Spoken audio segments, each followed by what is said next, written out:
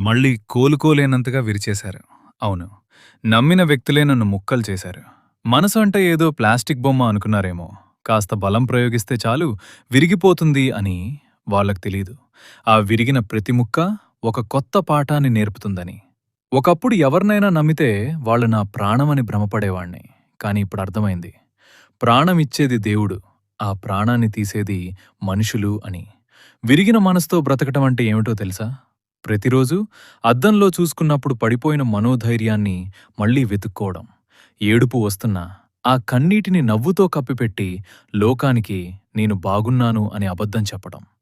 కానీ ఒక విషయం మాత్రం నిజం. ఈసారి ముక్కలైన మనసుతోనే బ్రతకటం నేర్చుకుంటాను. ఎందుకంటే గాజు ముక్కలు ఎంత పదునుగా ఉంటాయో గాయపడిన మనిషి అంత బలంగా మారతాడు. వాళ్ళు నన్ను ఓడించలేదు. నన్ను నేను కొత్తగా ఆవిష్కరించుకునేలా చేశారు. ఇకపై ఎవరికోసం